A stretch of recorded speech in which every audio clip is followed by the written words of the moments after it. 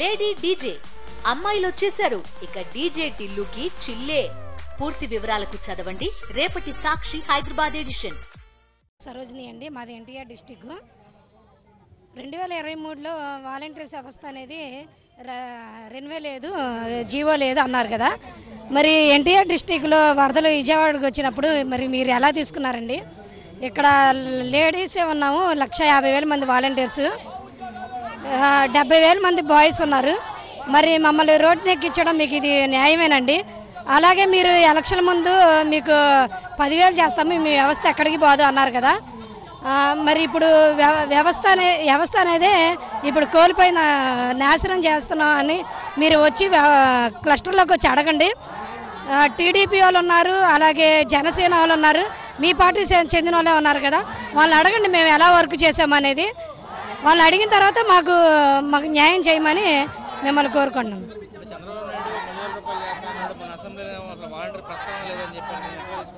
మేము ప్రభుత్వానికి ప్రజలకి మధ్య వారధులుగా ఉన్నామండి. మేము ఆ ప్రభుత్వం చూసి ఈ ప్రభుత్వం చూసి మేమేం సేవలు చేయలేదు, కానీ జనాల కోసం మేము సేవ చేశాము. అలాగే 2,60,000 మంది వాలంటీర్స్ ఉన్నాం కాబట్టి మమ్మల్ని న్యాయం చేసి మన విధుల్లోకి తీసుకోమని మేము విన్నపం చేస్తున్నామండి. మీరు ఆడపిల్లలకి న్యాయం చేస్తా అన్నారు కదా, మరి న్యాయం చేయటం ఏంటండి? న్యాయం చేయలేదు కదా. మరి ఎంతమంది 26 జిల్లాల నుంచి వినతి పత్రాలు ఇచ్చుకుంటూ వచ్చాము, మరి అప్పుడు జీవో లేదా? మీరు జీవో వేస్తా అంటే ప్రజలు వద్దంటారా అని అడుగుతున్నాం. అంటే వినతి పత్రాలు ఇచ్చుకుంటూ వచ్చాము 26 జిల్లాల నుంచి, ఆయన ఏమీ చెప్పలేదు. మరి కానీ డోలా వీరాంజనేయ స్వామి అన్నారు వ్యవస్థ అనేది లేదు, వ్యవస్థ లేనప్పుడు పేరు ఎలా పెట్టమని అడుగుతున్నారు. మరి పేరు ఎలా పెట్టినప్పుడు వరదలకి మీరు ఎలా వాడుకున్నారు? మాకు సరే జీవో లేదు, రెన్యూ లేనప్పుడు మాకు ప్రూఫ్ చూపించండి. బాధపడుతున్నాం సార్, ఎందుకంటే ఇంతమంది ఆడపిల్లల్ని మీరు అన్యాయం చేయడం కరెక్ట్ కాదు సార్. ఎందుకు ఈ విధంగా చేస్తున్నారో మాకు అర్థం కావట్లేదు. ఇన్ని నెలలు పట్టిందా సార్? 5 నెలలు పట్టిందా? మీరు ఎక్కిన దగ్గర నుంచి ఇప్పటి వరకు ఎన్నోసార్లు ఆలోచిస్తున్నామని ఎవరు అడిగినా సమాధానం చెప్తున్నారు. లేదని చెప్పడానికి 5 నెలలు టైం తీసుకున్నారు సార్. ఇది ఎంతవరకు కరెక్ట్ మీకు అర్థమవుతుందా సార్? మేము ఇంకో విషయం మీకు మరీ చెప్పాలనుకుంటున్నాను సార్. పవన్ కళ్యాణ్ గారు, మీకు మా వేదన అర్థమవుతుందా సార్? మరి మీరు మా గురించి ఎందుకు ప్రశ్నించట్లేదు? చంద్రబాబు నాయుడు గారిని మీరు ఆ సనాతన ధర్మం అని చెప్తున్నారు, ఒక పక్కేమో ఇవి జనాల్లో నేనే ప్రశ్నిస్తాను, ప్రతిపక్షం లేదు కదా, ప్రతిపక్ష హోదాను కూడా నేనే తీసుకొని ప్రశ్నిస్తానన్నారు. మరి ఇంతమందిని ఎలా అన్యాయం చేశారు సార్? నాకు అర్థం కావట్లేదు. దయచేసి మా యందు దయ ఉంచి మీరు ఒక మంచి నిర్ణయం తీసుకుంటారని కోరుకుంటున్నాం సార్. ఇంకో విషయం కూడా చెప్పాలనుకుంటున్నాను సార్. ఇప్పుడు ఉగాది పండగ అనేది మన తెలుగు వాళ్ళ పండగ సార్. సనాతన ధర్మం పాటిస్తానని మీరు చెప్పారు కదా, మరి ఉగాది పండగ మన సనాతన ధర్మంలో లేదా సార్? ఆ ఉగాది పండుగ రోజు చంద్రబాబు నాయుడు గారు మనకి ఇచ్చిన హామీని మీరు ఎందుకు ప్రశ్నించట్లేదు? అంటే ఉగాది పండుగ మనకి అంత ముఖ్యం కాదా మీ దృష్టిలో? దయచేసి మా గురించి ఆలోచించి మా గురించి తగు నిర్ణయం తీసుకుంటారని. ఇంతమంది ఆడపిల్లల జీవితాలతో ఆడుకోవద్దు సార్. ఎందుకంటే చాలామంది పనులు చేసుకుంటూ ఈ జాబ్ చేసుకుంటున్నారు. ఎందుకని దీని గురించి తక్కువ అంచనా వేస్తున్నారు? కరోనా టైంలో కానీ ఫ్లడ్స్ డ్యూటీలో కానీ మేము ఎంత హెల్ప్ చేసామో ఒక్కసారి వీడియోస్ కానీ మా పనులు కానీ మీరు ఒకసారి అడిగి తెలుసుకోండి. జనాలు అడుగుతున్నారు సార్ వాలంటీర్స్ కావాలి అని. అలాగే ఇంకో విషయం కూడా మీకు చెప్పాలనుకుంటున్నాను. ఆ రోజు చంద్రబాబు నాయుడు సార్, జగన్ గారు మీరు వచ్చిన తర్వాత నేను వచ్చిన తర్వాత ఫస్ట్ సంతకం చేస్తాను అని అన్నారంటే మీరు వెళ్ళిపోయారా అని అడిగారు. అంటే అప్పటికి మేము లేవని మీకు తెలుసా సార్? తెలుసు కాబట్టి తెలిసింది కాబట్టి వ్యవస్థ మళ్ళీ పునరుద్ధరిస్తారని మీరు మాకు హామీ ఇచ్చారు. మీరు ఇచ్చిన హామీ నెరవేర్చుకుంటారని కోరుకుంటున్నాను సార్. Thank you.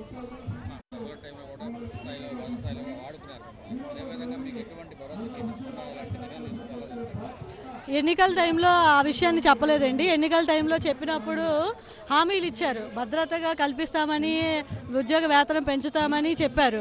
కానీ ఏ ప్రభుత్వం తీసుకున్నా ఇది ఒక వ్యవస్థ అని చెప్పారు. ఆ వ్యవస్థ అవన్నీ చెప్పిన మాటలన్నీ ఇప్పుడు కనపడకుండా పోయినాయి. మేము కోవిడ్ టైంలో కూడా నాకు 8th మంత్ ప్రెగ్నెంట్ అండి.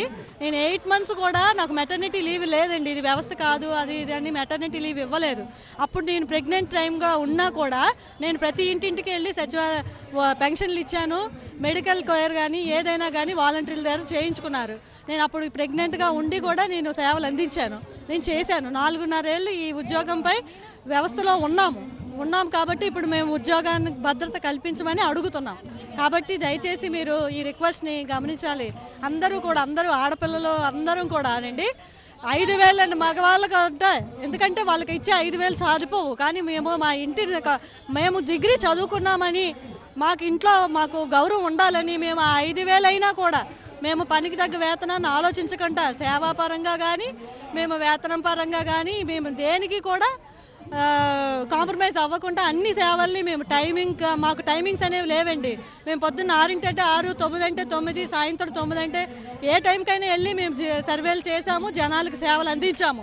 కోవిడ్ టైంలోనే కాదండి, మామూలు టైంలో కూడా జనాలకి ఏ ఇన్ఫర్మేషన్ కావాలన్నా మేము ఫోన్ 24 గంటలు ఆన్లో ఉంచుకొని మేము చేసామండి. మేము చేసిన సేవలను గుర్తించండి. దయచేసి మీరు మాకు ఉద్యోగ భద్రత కల్పించండి దయచేసి.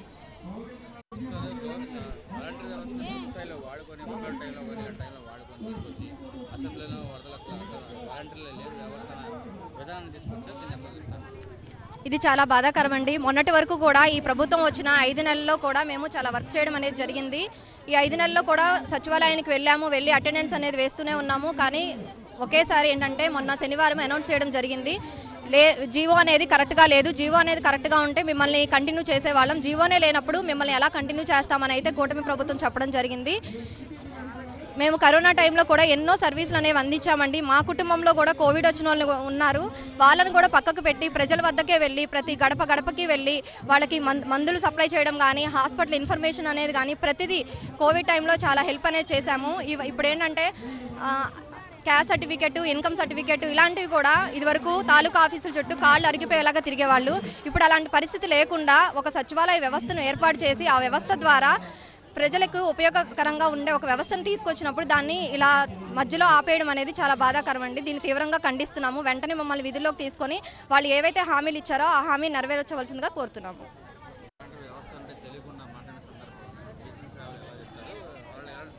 అదే సార్, మా సేవలు వినియోగించుకున్న ప్రజలను అడగండి, మేము ఎలా వర్క్ చేసామనేది ప్రజల్లోకి వెళ్ళి అడగండి సార్. ఒక్కసారి మా వ్యవస్థ అనేది ఎంత ముఖ్యమనేది ముసలి వాళ్ళని అడగండి, హ్యాండిక్యాప్డ్స్ అడగండి. ఏదైనా ఇంట్లో ఉంటున్న మార్నింగ్ పనులకి వెళ్ళిపోతారు సార్. మనకున్న బెనిఫిట్స్ పనులకి వెళ్ళిపోయి తిరిగి వచ్చిన వాళ్ళకి ఏ వర్క్ లేని ఏదైనా ఏ టైం అయినా అనుకోకుండా ఫోన్లు చేసి వాళ్ళకి ఇన్ఫర్మేషన్లు ఇచ్చి మీకు ఈ పథకాలు ఉన్నాయమ్మా, మీ జిరాక్స్లు ఇవ్వండి అని మేము చెప్పడము వాళ్ళకి ఎంత ఉపయోగకరంగా ఉన్నామో మా వ్యవస్థ అనేది మేము అనుకున్నాం సార్.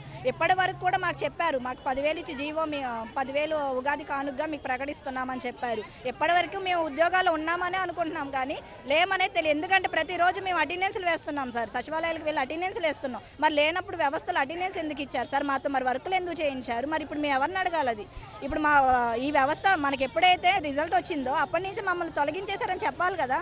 చెప్పకుండా 6 నెలల వరకు మాకు ఎందుకు ఇంత మేము ఇప్పటికీ శాలరీస్ లేక ఎంత ఇబ్బందులు పడుతున్నాము. అందరం ఆడవాళ్ళమే ఉన్నాం సార్ ఎక్కువ శాతం ఇందులో. మా ఎందుకు దయ ఉంచి ఖచ్చితంగా మాకు ఉద్యోగ భద్రత కల్పించండి, మా ఉద్యోగాలు మాకు ఇవ్వండి. ఈరోజు మీరు చెప్పారు అసెంబ్లీ సమావేశాల్లో మీకు ఉద్యోగమే లేదు, వాళ్ళ జీవోలోనే లేరు అని చెప్పారు సార్. అది ఎంతవరకు కరెక్ట్? ఏ జీవో ఉందని మమ్మల్ని వరదల్లో ఉపయోగించుకున్నారు, ఏ జీవో ఉందని మమ్మల్ని ఈరోజు మీరు రండి వర్కులు చేయండి అని చెప్పి మాకు ఫోన్లు చేసి అడిగారు. మరి ఆ జీవో లేదంటే మేము ఒంట్లో మేము వరదల్లో ఉన్నాం సార్. మాది బాంబే కాలనీ హెచ్ బ్లాక్, మేము వరదల్లో ఉన్నాం, మేము మునిగిపోయి ఉన్నాం. అయినా సరే మమ్మల్ని వర్క్కి రమ్మని మమ్మల్ని ప్రెజర్ చేశారు. మరి అలాంటిది వచ్చి చేశాము.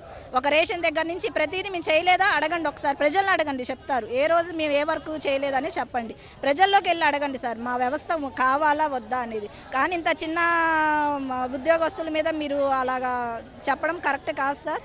మా దయ నుంచి ఏదైనా కానీ డిప్యూటీ సీఎం గారు మీరు కలిసి మాకు ఒక నిర్ణయం తీసుకుంటున్నారని ఆశిస్తున్నాము. తీసుకోలేదు అన్న పక్షంలో ఇంకా మాకైతే మేము చేసేది ఏం లేదు సార్. ఇంకా ఇలా ధర్నాలు కూర్చుంటాం. మీరు ఏదైనా ఆడపిల్లలు రోడ్లు ఎక్కిచ్చేశారు అంతే. 6 నెలల్లో మమ్మల్ని రోడ్ల మీద పడేశారు అంతే సార్. మేమైతే ఇన్ని రోజులు ఉద్యోగ భద్రత ఉందనే అనుకున్నాం. మాకు ఉంది, మీరు కల్పిస్తారు ఖచ్చితంగా మాట ఇచ్చారు. మేనిఫెస్టోలో కూడా పెట్టారు సార్. మెయిన్ మీరు మేనిఫెస్టో కూడా మేము ప్రతి ఒక్కరు చూసాం. మేనిఫెస్టోలో పెట్టినవన్నీ అమలు.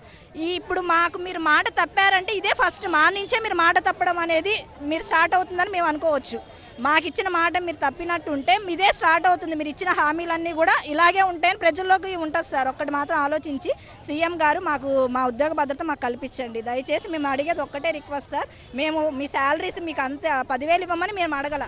మీరంతటా మీరే చెప్పారు ఆ రోజు 10,000 ఇచ్చి మీకు ఉద్యోగ భద్రత ఏదైనా కానీ మీకు మీకు ఇదే దీంతో ఆగిపోకూడదు, మీరు ఇంకా ముందుకు వెళ్ళాలని చెప్పేసి మాకెంతో ఒక మోటివేషన్ ఇచ్చారు. అలాంటిది ఏదైనా కానీ డోలా వీరాంజనేయ స్వామి గారు మీరు దయచేసి మాకు మరి శాఖ ఎందుకు పెట్టారు సార్? వాలంటీర్కి సెక్రటరీకి ఆయన శాఖ అనేది మాకు ఎందుకు నియమించారు? మరి ఆ రోజే మాకు ఈ శాఖ లేదు, సాంఘిక సంక్షేమ శాఖ అనేది ఆ సార్ని నిలబెట్టారు కాబట్టి మేము వాలంటీర్లను కూడా మాకు చెప్పారు, వాలంటీర్కి సెక్రటరీస్ కలిపి ఒక శాఖ ఉంది అన్నారు. మేము హ్యాపీగా అనుకున్నాం, ఓకే మాకు ఒక శాఖ అంటూ నిర్మించారు అని. ఈరోజు మీరు అది అనేది లేదు అంటుంటే మాకు అది ఆశ్చర్యంగా ఉంది సార్. దయచేసి మాకు మా ఉద్యోగ భద్రత మాకు కల్పించండి సార్, మీకు అదే రిక్వెస్ట్ చేసుకుంటున్నాం. మా నుంచి మీకు ఎటువంటి ఇది లేదు, మా చిన్న చిన్న ఉద్యోగస్తుల మీద కాదు సార్ మీరు ఇదయ్యేది. మీరు దయచేసి మా ఉద్యోగ భద్రత మాకు కల్పించండి. Thank you sir.